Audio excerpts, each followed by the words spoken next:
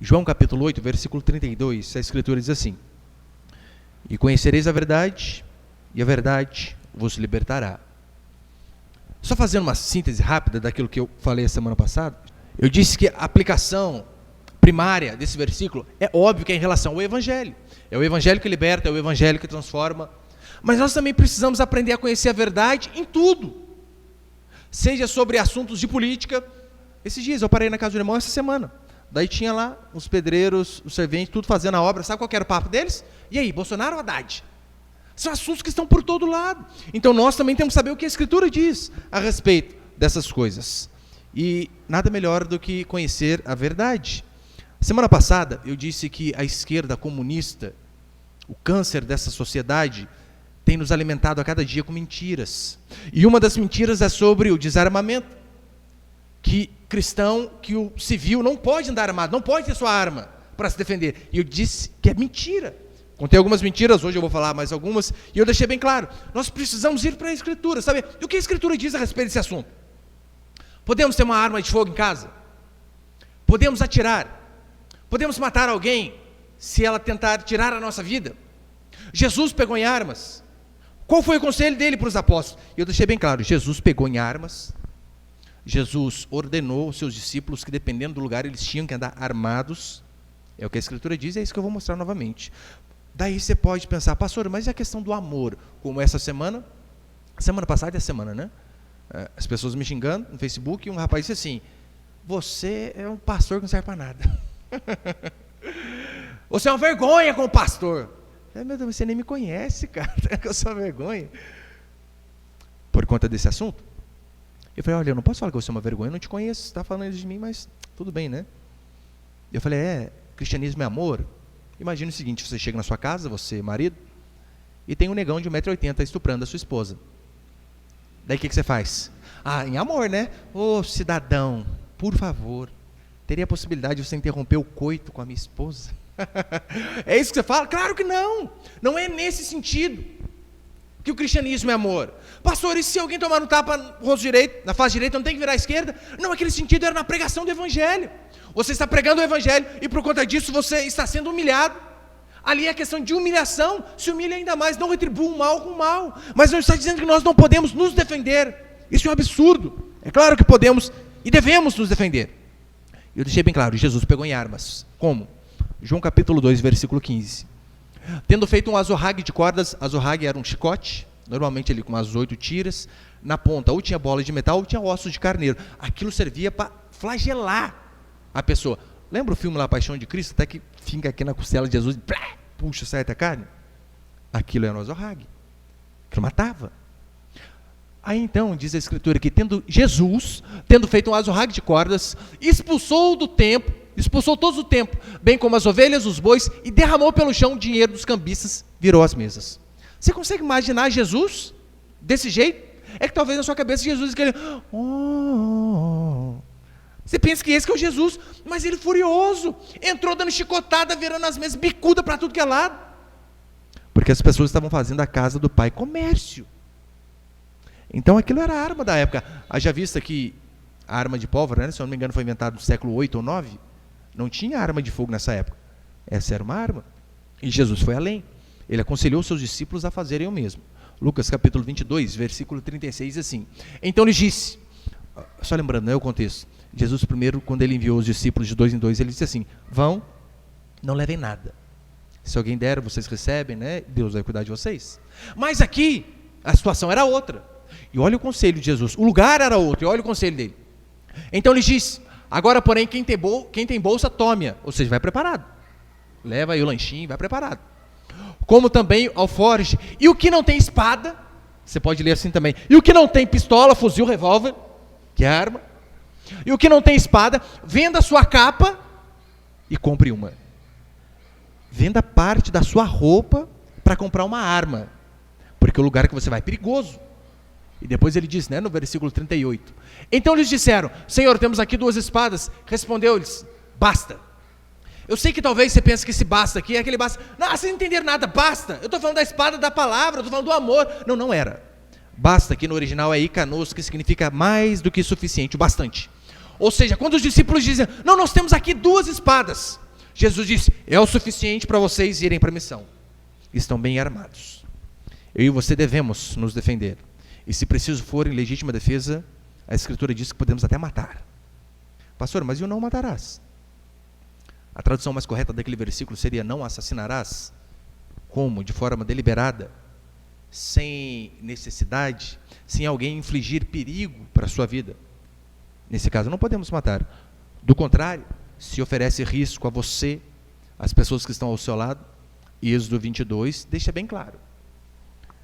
Se um ladrão for achado arrombando a sua casa, você chega lá na sua casa, você vê um ladrão tentando arrombar a porta para entrar. Seus filhos lá dentro. Se um ladrão for achado arrombando uma casa e sendo ferido morrer, quem o feriu não será culpado do sangue. Se, porém, já havia sol quando tal se sucedeu, quem feriu será culpado do sangue. Se ano passado eu expliquei qual a diferença noite e dia. É que a noite não tem como a gente distinguir. O cara pula o seu quintal, como uma irmã que me disse. O bairro que ela mora, um bairro bem difícil. E ela falou que às vezes quando a polícia vem atrás, o Zé Droguinho que fica nas esquinas lá, eles pulam para a casa dela, da casa dela pulam para outra. Olha o absurdo. Imagina cair um monte de droga lá, até provar depois focinho de porco na tomada. Se é à noite, não tem como a gente fazer diferenciação, né? Então é perigo. Por isso que Jesus diz, olha, à noite não tem problema. Mas durante o dia a gente consegue ter uma percepção melhor. Você chega, a pessoa está roubando, igual da ilustração, a pessoa está roubando seu celular e indo embora, sem oferecer risco para você, toma o prejuízo. Mas se oferece risco para a sua vida, a Bíblia diz que em legítima defesa podemos matar, sim. Deus, por diversas vezes, mandou o povo andar armado. Quando Neemias estava reconstruindo os muros de Jerusalém junto com o povo, a mensagem foi só uma: os inimigos virão. E vocês têm que fazer o quê? Primeiro orem. Orem a Deus. Isso que nós temos que fazer também. Orar, a nossa proteção vem do Senhor. Mas depois de orar, Neemias diz, agora montem sentinelas, guardas de dia e de noite, e armem o povo. O pedreiro que estiver lá no muro rebocando, é uma mão com a colher de pedreiro, e a outra mão uma arma. Põe ali Neemias capítulo 4. Neemias 4, 13, 18. Então pus o povo por famílias nos lugares baixos e abertos, por detrás do muro, com as suas espadas e as suas lanças e os seus arcos. Armou o povo de fato para a guerra, Neemias. A gente vai estar trabalhando aqui na obra de Deus, mas armou o povo até os dentes. Inspecionei, dispus-me e disse aos nobres, aos magistrados e ao resto do povo, não os temais. Lembrai-vos do Senhor grande e temível, e pelejai pelos vossos irmãos, filhos, filhas, vossa mulher e vossa casa. Ou seja, se armem, se protejam do inimigo e protejam também aqueles que são seus, sua família, seus amigos, seus parentes. E sucedeu que, ouvindo os nossos inimigos, que já sabíamos que Deus tinha frustrado o desígnio deles, voltando todos nós ao muro, cada um à sua obra. Próximo. Daquele dia em diante, metade dos meus moços trabalhava na obra e a outra metade empunhava lanças, escudos, arcos e couraças. Olha, um povo trabalhando e outro povo ali fazendo segurança armado, por inimigo não vir prejudicar o povo de Deus. Os chefes estavam por detrás de toda a casa de Judá, os carregadores que por si mesmos tomavam as cargas, cada um com uma das mãos fazia a obra e com a outra segurava a arma. Os edificadores, cada um trazia a espada, a cinta, assim edificavam, o que tocava a trombeta estava junto de mim. A ilustração que ele dá aqui é um corneteiro no quartel, que além dele, o chefe, está armado, inspecionando o povo, ficava um corneteiro do lado dele, para quê? Se o inimigo viesse, ele tocava a corneta, para avisar o povo, olha, larga a obra agora que o povo veio guerrear. Essa é a ilustração. Então olha que interessante, no livro de Esther, que eu preguei alguns domingos atrás, diz a Escritura que Amã, o endemoniado, fez a cabeça do rei para que o rei matasse todos os judeus. Então o rei fez uma carta dizendo que todos os judeus tinham que ser mortos. E o rei não podia voltar atrás. Aí então Deus levanta Mordecai e Esther, e eles vão lá, né? Esther vai e conversa com o rei, explica a situação. Então o rei ele dá uma outra lei para eles, dizendo o seguinte: vocês podem se defender caso alguém vier de encontro a vocês, tirar a vida de vocês. Esther 8:11 diz assim: nelas na carta, né, que o rei escreveu, nelas o rei concedia aos judeus de cada cidade que se reunissem e se dispusessem para defender a sua vida, para destruir, matar, aniquilar de vez toda e qualquer força armada do povo da província que viesse contra eles, crianças, mulheres que saqueassem seus bens. Olha que interessante. o povo viria matar o povo de Deus. E o que Deus diz? Orem. Sim, óbvio. Mas peguem armas. Se eles tentarem matar vocês, matem eles primeiro. Pastor, isso teve alguma importância histórica na nossa vida? Toda. Sabe por quê? Os judeus aqui eram poucos. Se os judeus fossem mortos, aniquilados, o Messias não viria, porque o Messias veio dos judeus. Se o povo não pegasse em armas aqui, Jesus Cristo não tinha nascido. Se Jesus Cristo não tivesse nascido, nós estaríamos condenados ao inferno. Não haveria possibilidade de salvação para nós. E por que houve possibilidade de salvação? Justamente porque o povo não foi banana, não foi frouxo, mas segurou em armas e combateu, matando aqueles que atentaram contra as suas próprias vidas. Desarmar a população sempre foi estratégia de governos opressores. Sempre foi. Primeiro livro de Samuel, capítulo 13, diz assim: Ora, em toda a terra de Israel, nenhum ferreiro havia, nenhum ferreiro se achava, porque os filisteus tinham dito, para que os hebreus não façam espada nem lança. Você lembra, os filisteus eram os arqui-inimigos do povo de Deus. Dali veio Golias. E qual foi a estratégia deles? Não deixa ter ferreiro. Ferreiro é que fazia a arma, a espada, a lança, porque não fazendo arma, nós vamos ser superiores. Essa é a forma de um povo dominar o outro. E hoje eu quero encerrar, falando só de mais algumas mentiras. Põe lá a primeira, por favor. A primeira mentira de hoje: as armas dos criminosos vêm das mãos dos cidadãos de bem. Você que é um pouco mais antigo, você deve lembrar, em 2003, 2004, essa era a propaganda do governo em relação ao Estatuto do Desarmamento. Eles diziam: olha, as armas dos criminosos vêm das mãos dos cidadãos de bem. Quem fala uma coisa dessa é absurdamente ignorante, ou de fato acredita que quem ouve é ignorante. Porque eu não preciso dar dados, até podia dar, mas não vou dar. Basta você pensar comigo. Se as armas dos criminosos vêm das mãos dos cidadãos de bem, e nós somos um país praticamente desarmado, você já percebeu qual as armas que a criminalidade tem? Quantas armas os criminosos têm? Como pode dizer que todas essas armas vêm da mão do cidadão de bem, sendo que o cidadão de bem não tem arma? Recentemente, apreenderam uma .50 com traficantes. .50 é aquela arma de artilharia antiaérea. Meu irmão, eu atirei com essa arma. Puxa vida, o negócio é um canhão. Você atira aqui, você atinge o morro lá do outro lado. É muito forte, derruba avião, helicóptero. Aprenderam. Eu pergunto para você, qual cidadão de bem tem uma .50 em casa? Imagina o Edivaldo fica lá na casa dele à tarde, lá para quê? Ah, vai passar o helicóptero que eu derrubo. Você imagina alguém assim? É absurdo. Olha para o Brasil, um país totalmente desarmado, e os bandidos têm as armas melhores do que a polícia. Então é mentira essa historinha que a arma do bandido vem das mãos do cidadão de bem. É mentira. Essa lei do desarmamento, ela penalizou apenas o cidadão de bem, porque não tirou a arma da mão de bandido. Ou quando o governo fez o apelo para entregar as armas, você viu algum bandido comovido? Ai, puxa vida, eles falaram que a arma mata, eu vou lá entregar minha arma, eu vou assaltar no grito. Você acha que os bandidos fizeram isso? Não fizeram. Penalizou apenas os homens de bem. Criminosos não têm dificuldade nenhuma para conseguir armamento. Qualquer boca de fumo que você for, qualquer Zé Droguinha que você conversar, você consegue uma arma aí com a numeração raspada tranquilamente. Outra desculpa que eles dão, outra mentira é a seguinte: armas causam muitos acidentes caseiros e matam crianças. Calma aí, a arma causa muito acidente caseiro? Eu, durante quase 10 anos que eu fui militar, eu nunca vi uma arma dar tiro sozinho. E eu lembro que eu falava constantemente aos soldados: você pode soltar a pistola no chão, a probabilidade dela dar um tiro caindo é mínima. Porque precisa toda uma mecânica, você precisa alimentar o carregador, você precisa carregar, você precisa puxar o cão para trás, precisa estar destravada, para daí então ter a possibilidade do tiro. Só que eles dizem que as armas, elas causam muitos acidentes caseiros e matam crianças. É uma baita mentira, sabe por quê? A ONG Criança Segura, ela fez um levantamento de 2003 até 2012 com mortes acidentais de crianças até 12 anos. Sabe qual foi o resultado? Acidente de trânsito, 39,7%.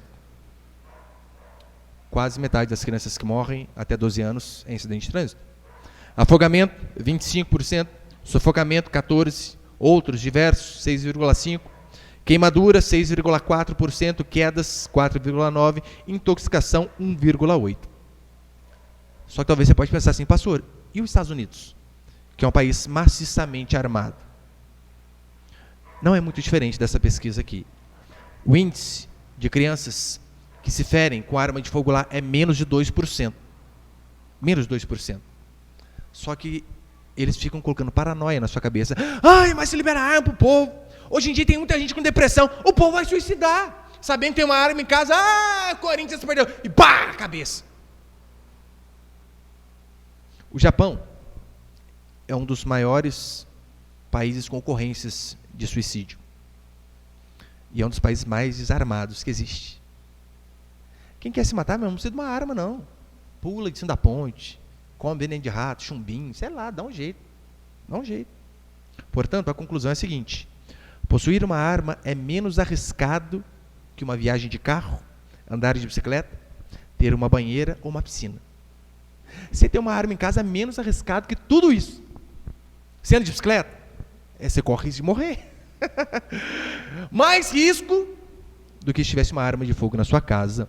E eles ficam o tempo todo com mentiras, dizendo, olha, não, países desarmados são países mais seguros.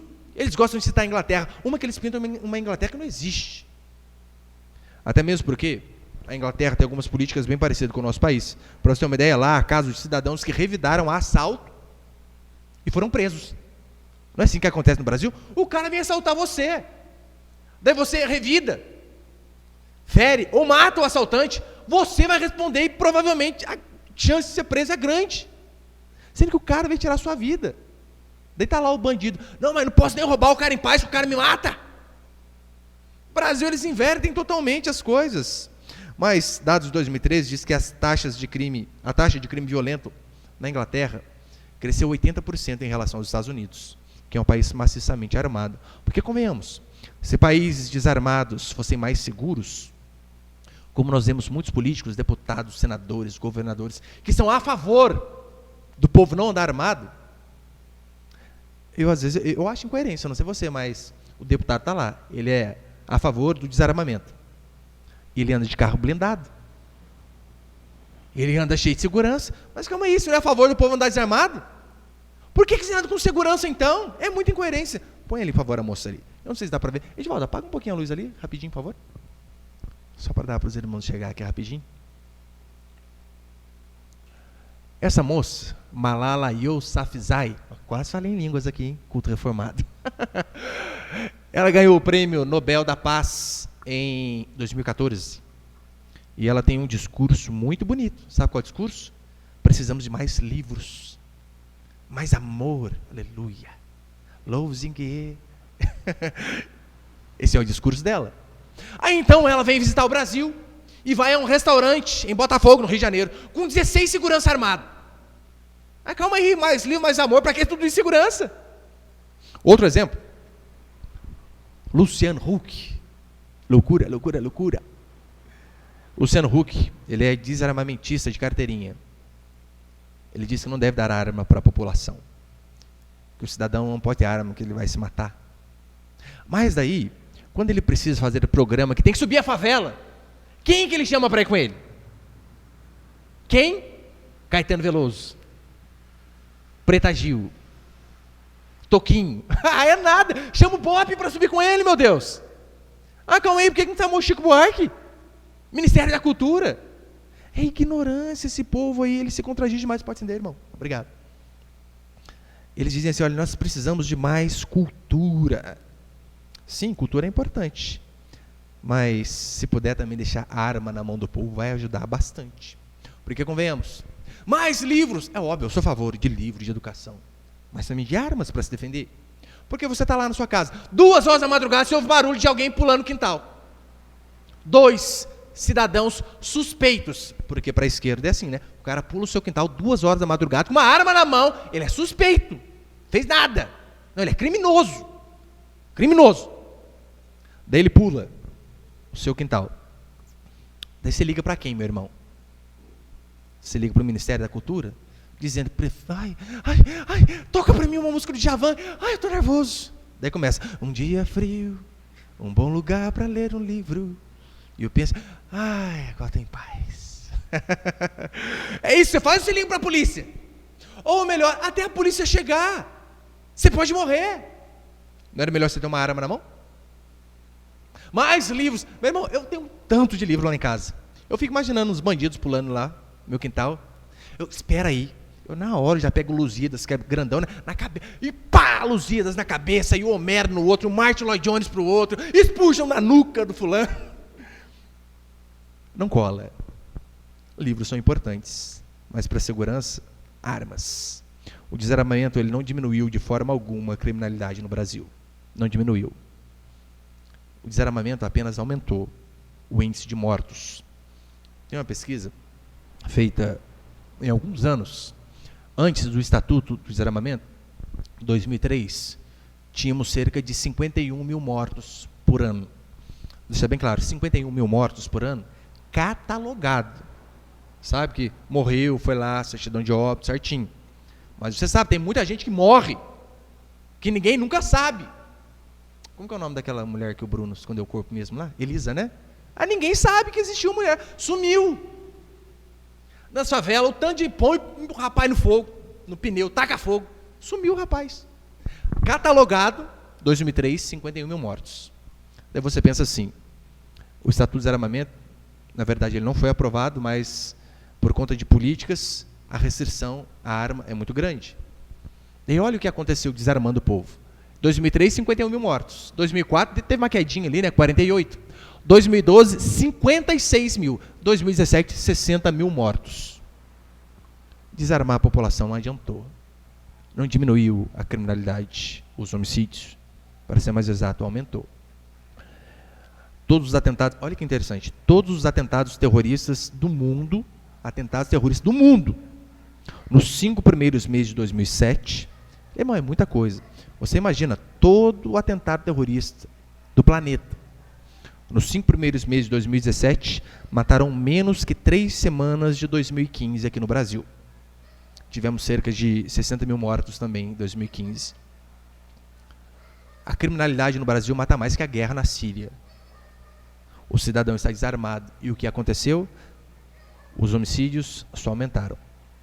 Os estados americanos, eles têm diferenças políticas em cada estado. Eles têm a sua própria política. Alguns são mais liberais, alguns são mais restritivos.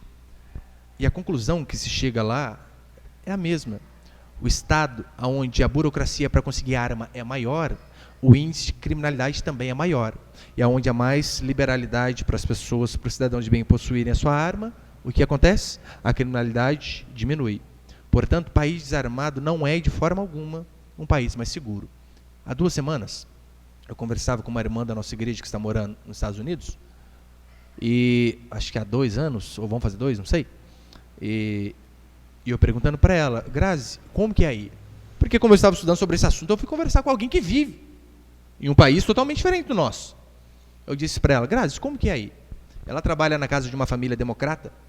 Os democratas lá são anti-armas, eles dizem que armas matam, é o discurso do nosso governo, do atual, né, do PT, do MDB. Armas matam, diferentemente dos republicanos, que são pró-armas. Mas, e ela conversando comigo, tem ali, né, põe a conversa. Depois, se ela assistir essa mensagem, pôs até a fotinha dela ali. Você saber que é gente de verdade. Grazi, se assistir, me perdoa, irmã. Expus você sem avisar. Olha o que ela disse para mim. Eu só copiei a conversa do Facebook e colei aqui. O sentimento de segurança é tanto que as pessoas largam carros e casas abertos. Na hora que ela começou assim, mas nem precisa falar mais nada. O quê? Agora aqui no Brasil, você vai ao supermercado, você deixa sua mãe dentro do carro para você entrar, você volta e sobe o carro sua mãe. Não pode deixar nada aberto. Você deixa o carro aberto, você volta em 3 carros. Mas olha que interessante. O sentimento de segurança é tanto que as pessoas largam carros e casas abertos.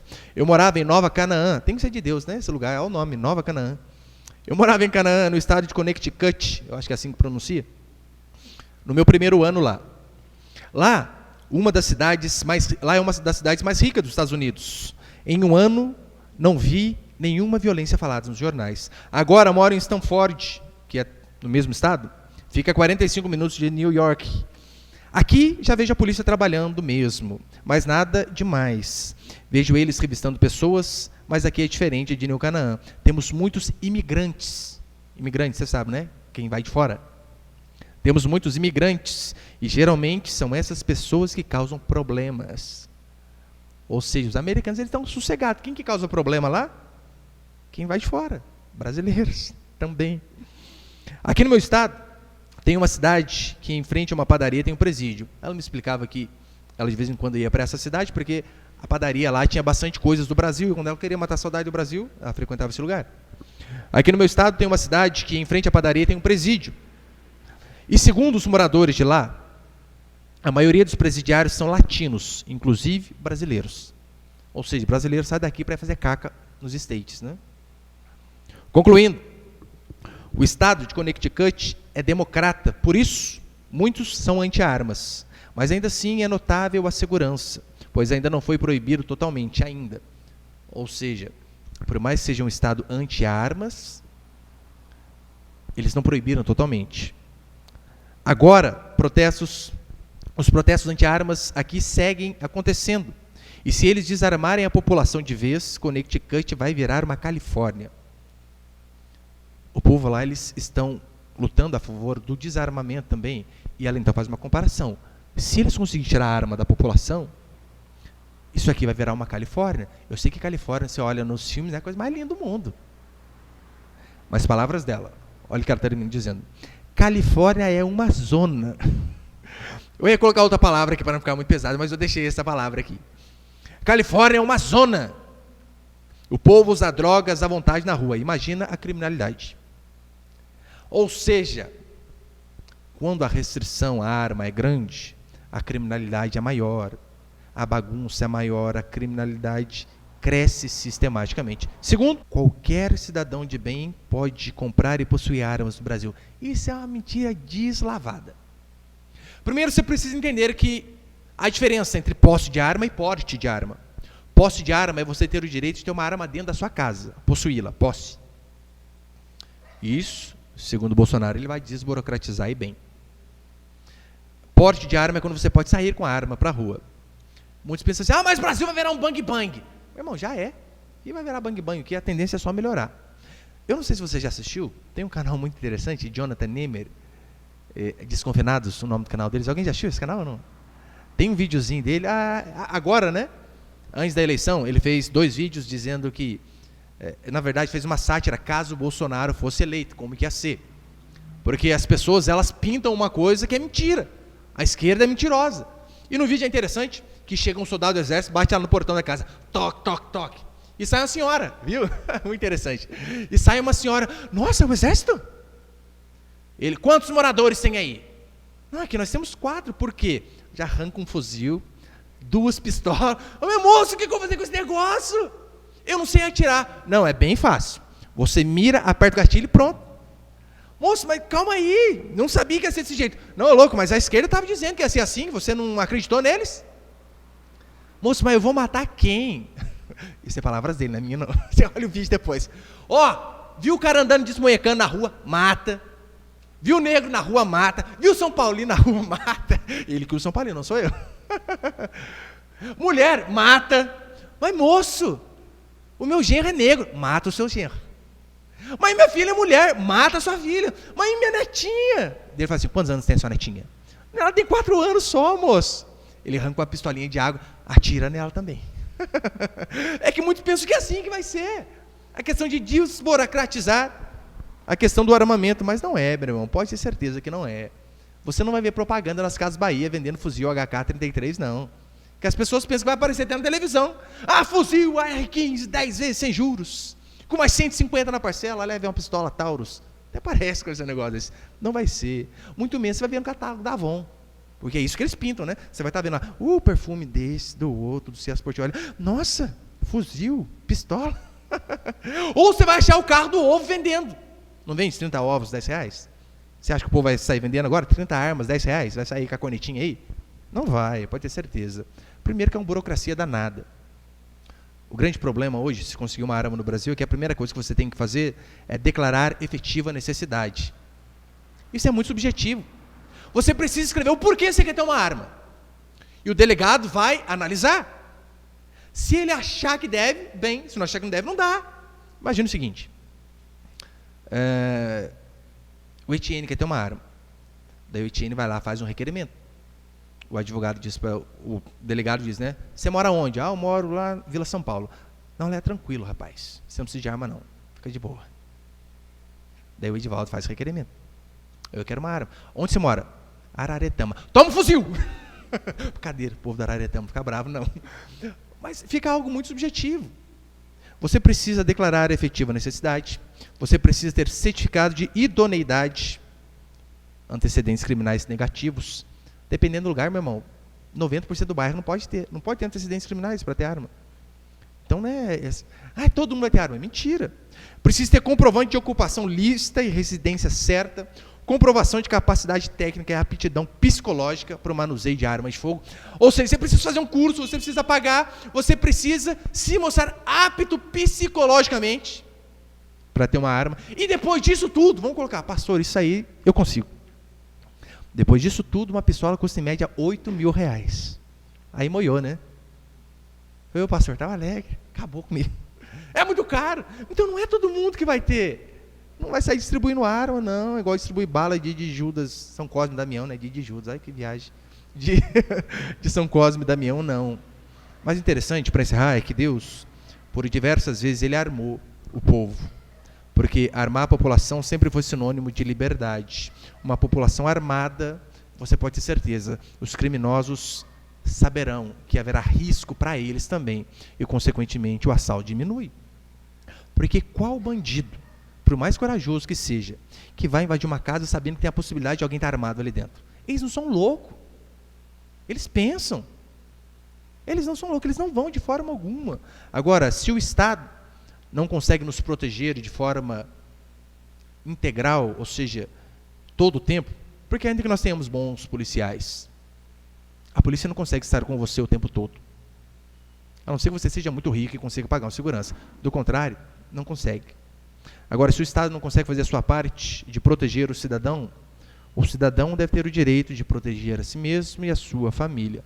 Porque quando nós estamos desarmados, nós estamos entregues ao próprio Estado. É isso que nós vemos na Venezuela. E também estamos entregues aos criminosos. E terceiro, e último princípio para encerrar. Olha, eu disse a semana passada, um Estado totalitário e desarmamentista, ele é inimigo do povo. Agora, como já teve o resultado da eleição, a gente pode falar, não é? Nós tínhamos 2 candidatos à presidência.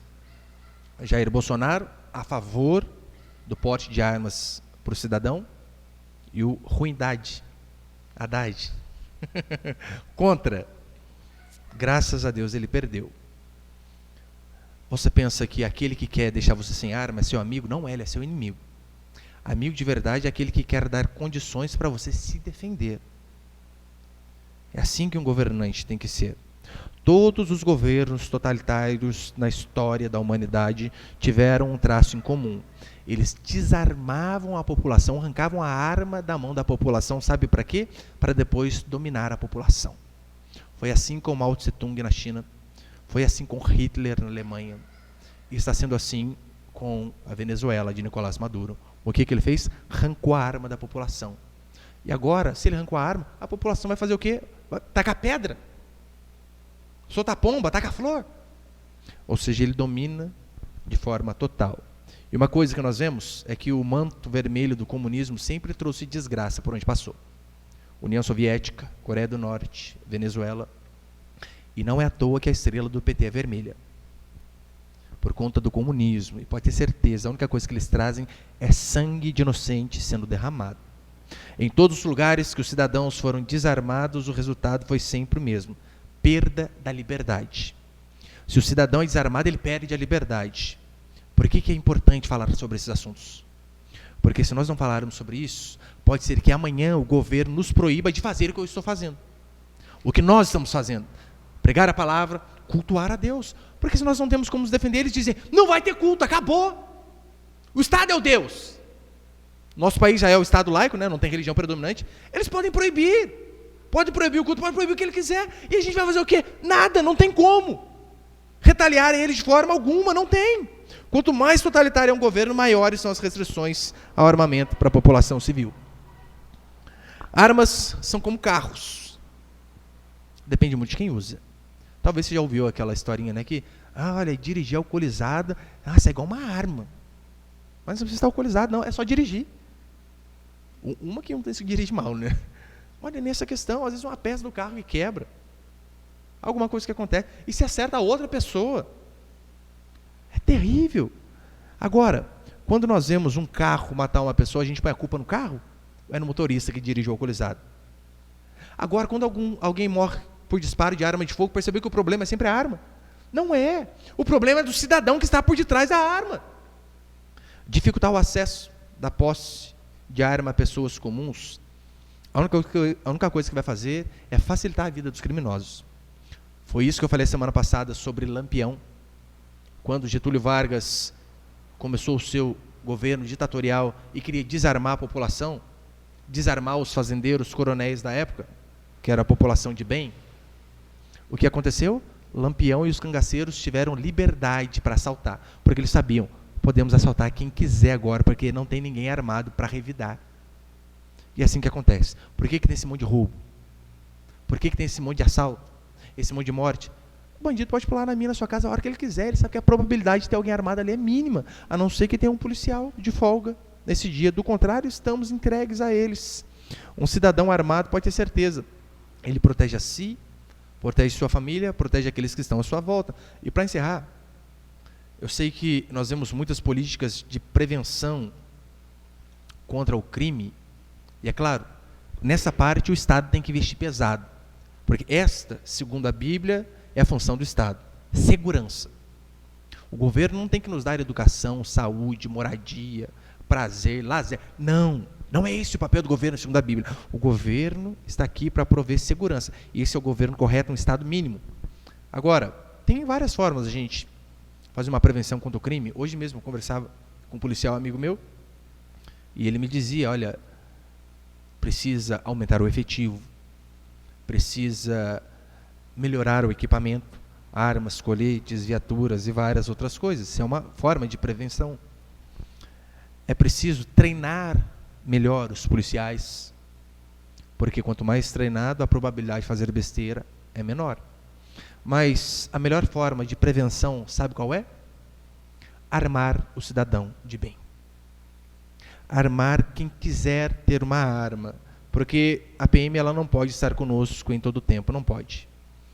No referendo de desarmamento, 63,94% votaram não à proibição da venda de armas e munições. Mas mesmo sendo algo que seria que ser mais favorável para a população, mesmo assim o governo deu um jeito de proibir, mesmo não sendo proibido. De que forma? Com parágrafos subjetivos como esse, declarar a efetiva necessidade e por aí vai. E para encerrar, armas é algo legítimo e também é algo bíblico. Legítimo porque nós vemos no nosso Código de Defesa, Código Penal, o artigo 25 diz legítima defesa. Ou seja, antes a mãe do outro chorando que a sua, traduzindo, né? A pessoa vai tirar a sua vida. Para se defender, você pode tirar a vida dela. Isso é legítima defesa, segundo o Código Penal. Mas não apenas segundo o Código Penal, segundo a Escritura também, que nós lemos Êxodo 22. A pessoa vai te matar, você pode se defender e, se necessário for, até matar. Portanto, não querer ter uma arma é uma coisa. Dizer que o cidadão de bem, que o cristão não pode possuir uma arma, é falta de conhecimento bíblico. É falta de conhecimento da Escritura. E para encerrar, põe ele, por favor. Armas é preferível ter e não usar, a precisar e não ter. É preferível você ter uma guardadinha lá e nunca precisar usar. Ou no dia da efetiva necessidade, você ter livros para atacar, flores para jogar. Ainda que eu e você nunca façamos o uso desse poder, o mero fato de tê-lo à disposição é suficiente para regular o apetite dos maus. Pode ter certeza, o simples fato do cidadão de bem ter mais acesso às armas de fogo, a criminalidade vai diminuir, assaltos vão diminuir,